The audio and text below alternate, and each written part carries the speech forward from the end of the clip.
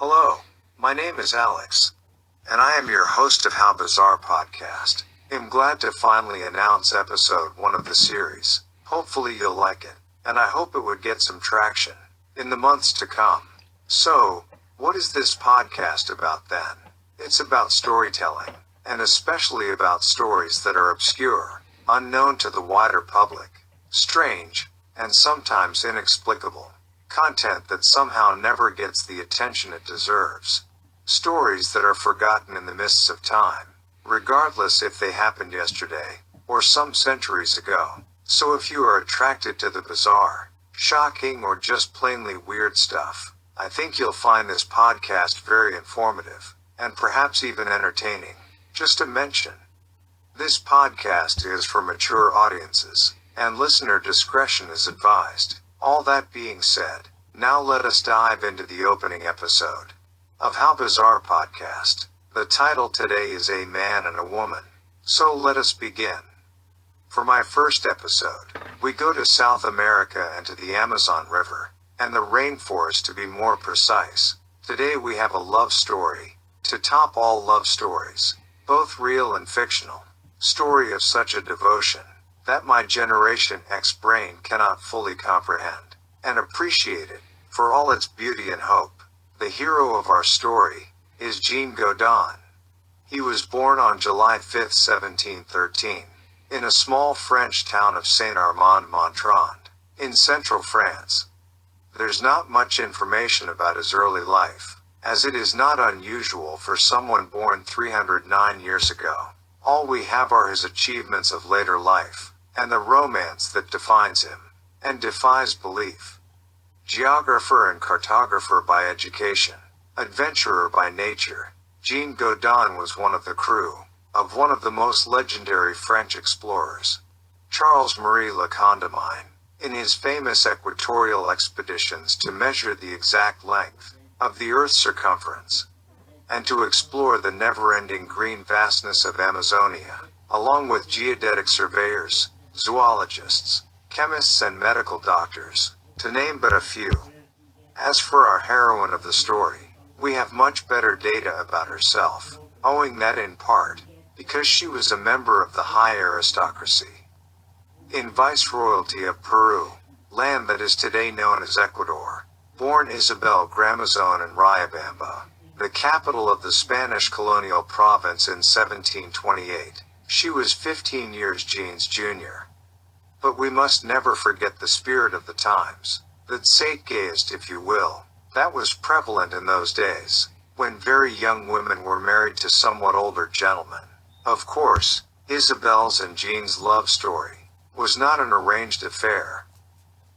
That was love at first glance, fire in the soul and burning passion, at every step they took together. Born into privilege, as a daughter of the local Spanish governor, she had her life planned out for, by her parents, but that was not to be. She was of blue bloodstock, and kind of unusual of that time, being amazingly intelligent, black-haired beauty. This phenomenal woman got what today will be akin to higher education, speaking several languages fluently, and she was even familiar with the secret Incan method of writing. How they met is not known, but prevailing theory is that it was during the visit of the French expedition, led by Le Condamine, to the Viceroy's palace in Riobamba in 1741. Applying today's standards to those times, it is particularly cringy for a 28-year-old Jean to fall head over heels for a 13-year-old. The fact that this young and resolute girl felt the same is another cringe-inducing moment, and our modern language screams hebrophilia about their relationship. But what a relationship they had. Never raising voices, never violent, never unfaithful, strangely egalitarian for those days. Every day was another 24 hours of bliss, that they were lucky to be alive, because of having each other. As good a start of a day as one can imagine. Jean was telling anyone and everyone how amazing Isabel was, and she was doing the same about the love of her life, Jean Godin. Having been an item for 26 months, they decided to marry, and in 1743 they did so. For 6 long years they were the happiest couple in the world. Then destiny, that cruel and twisted entity, decided that enough was enough. Genuine marital happiness should be crashed, and ASAP at that. They had 3 children, none of whom survived past 5 years old, because of smallpox and Spanish fever. And then, tragedies started to arrive on a conveyor belt.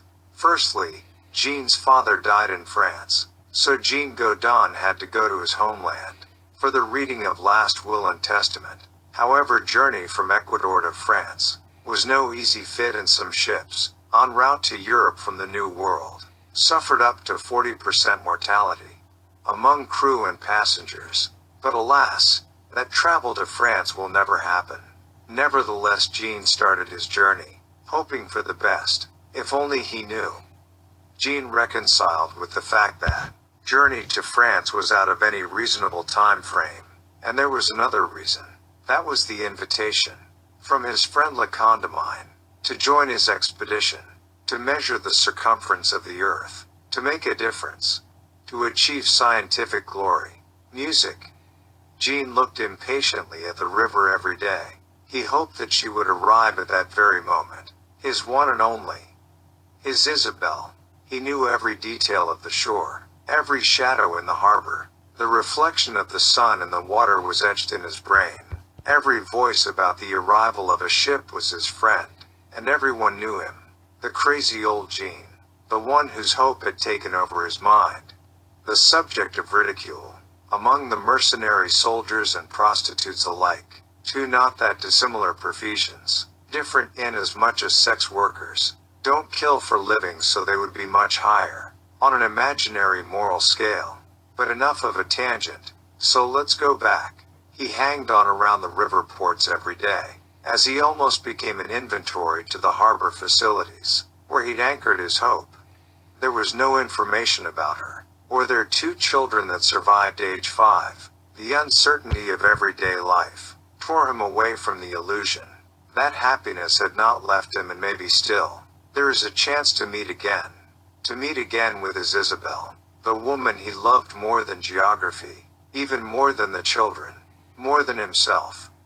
He was often the target of not very capable and even less competent counselors, invited and uninvited guests of his conscience, who parroted that he should forget about her, to pity the children and to remarry. Through all those years, they convinced everyone that they were right, except for him. On the other side of the Amazon River was Isabel, 4,800 kilometers or 3,000 miles away from Jean, the former beauty through whose veins flowed the blood of the conquistadors but also that of the Quechua Indians. A mixture that does not suffer failure, educated and aware of the world around her, and she was waiting for Jean, whom she married extremely young, seemingly inexperienced, of her own free will and to the immense joy of Jean, a cartographer 15 years older than her, set on measuring the circumference of the equator, and give the final dimensions of our planet, in the expedition of Godin.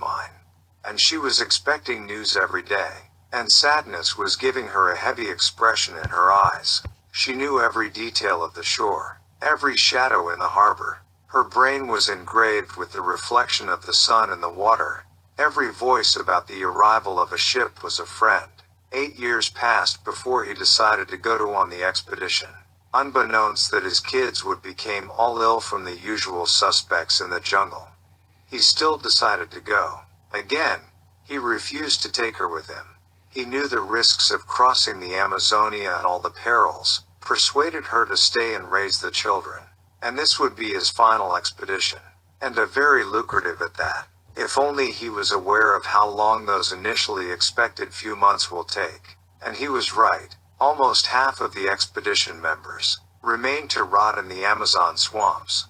Sort of a nature's tax on discoveries and tracing of new roads, the forgotten heroes of a forgotten venture. However, expedition was success, if measured by results, not by time it took to complete, those few months being replaced by many years instead. He reached his goal on the Atlantic coast, with rough maps that he compiled himself. Now he just had to send a message to her to come. He did that, but the letter never arrived.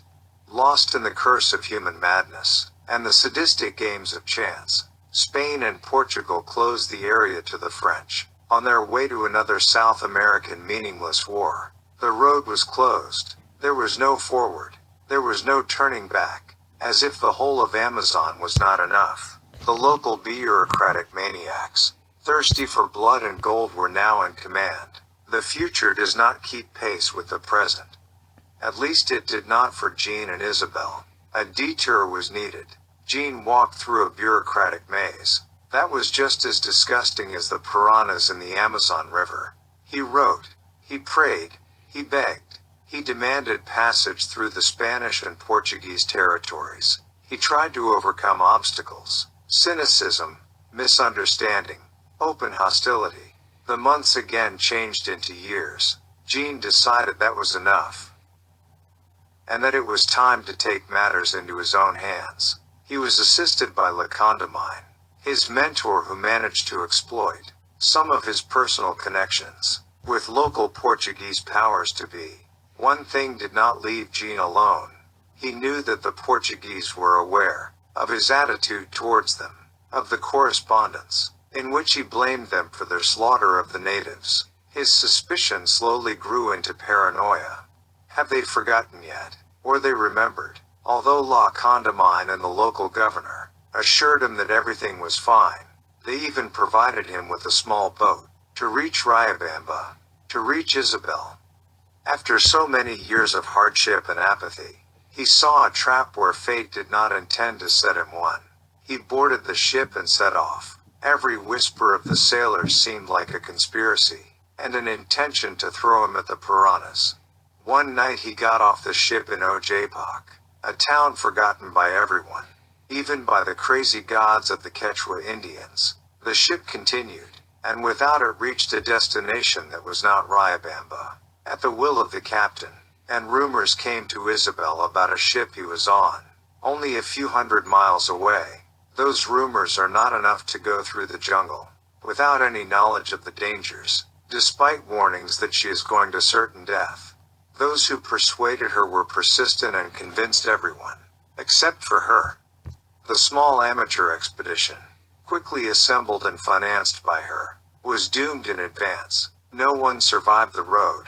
All ended up as the local cynics predicted, playing birds of doom in the eternal fear of being refuted. Malaria and the swamp dangers have done their thing. The end of the path for love. And again, not for Isabel. Alone, half mad with fear, eaten by insects, maggots, and despair, she continued. Like her ancestors who went to find El Dorado, and left their bones in a remote pits in the jungle, dreaming of a city of gold, she too pressed on, with a nebulous instinct, inherited from her native side. She sought out her personal El Dorado, and he was just a person named Jean Godin, a man of flesh and blood, for whom she was not even sure that he was still alive. On July 22, 1770, she saw a settlement. With the last effort of sheer will, she dragged herself to the first houses. She saw and asked for the name of the place. The answer was Ojapak, the same place that Jean reached some days before her. Finally they were together. July 1750 was the month Jean parted for the expedition. They were apart for exactly 20 years. As for the legend of Odysseus and Penelope, as imagined by Homer, they were apart for 20 years. Again, reality is far more strange than any fiction. There is no rational explanation for many things. This is one of those cases. Two souls impenetrable under the fierce blows of fate. Jean Godin died in March 1792, of some sort of fever, and Isabel could never realistically live without him. She passed away in September of the same year, perhaps in a hope that she'll meet her beloved man in the afterlife. Those who knew her said as much, that she simply died of a broken heart. Still, they lived 22 years together, after they found each other in Amazonia, never again allowing faith to split their paths. This was an insignificant episode in the history of South America, a footnote to the alleged big games and grand events, or something completely different. like triumph of love and human will, and perseverance in the face of unbelievable obstacles. Perhaps the strongest love story that I ever read about. Outro. I hope you all liked episode 1 of this podcast. Thank you so kindly for listening, and I will be back this Friday for episode 2 of How Bizarre Podcast. If you enjoyed this episode, please consider to like, share, and above all, subscribe to this channel. You'll be doing good deed for such a new and hopefully growing podcast, and it takes only few seconds to do so. Join me next time for another adventure through space and time. Cheerio.